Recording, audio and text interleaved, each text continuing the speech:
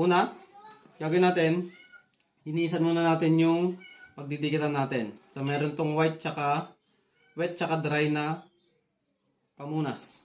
Okay? Ayan.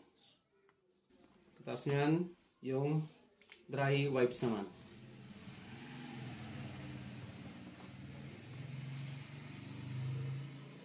So, unang guide nyo, dapat nakababa tong pinaka air vent natin dito. Ayan.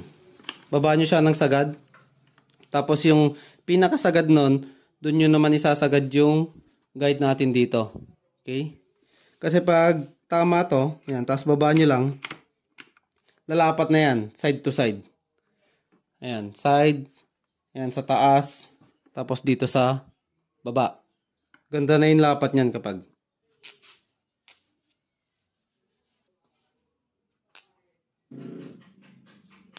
Ayan. Okay. Testing natin. Ayan, basta nakababa. Tapos, yung guide natin dito. Ayan. Taas nyo. Baba nyo. Okay. Bali, dikit nyo muna yung one part. Tapos, double check nyo lang. Side to side. Ayan, sa baba. Ayan o, kung mapapansin nyo yan.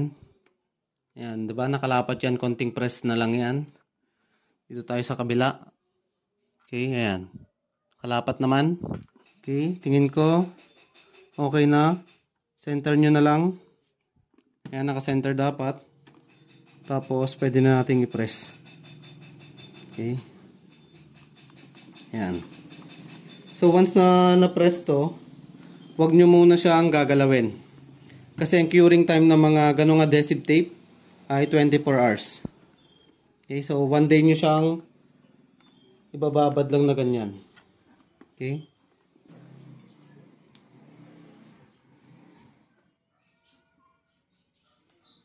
So ito maglalagay tayo ng konti lang naman. Yan, try natin ganito. Konting binat. Yan, konting allowance. Okay.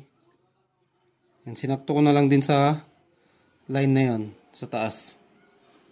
Tapos, check nyo. Yan, okay naman yung fittings. Okay. Tapos, pwede na natin i-press. Okay. Yan. Tama lang yung allowance natin.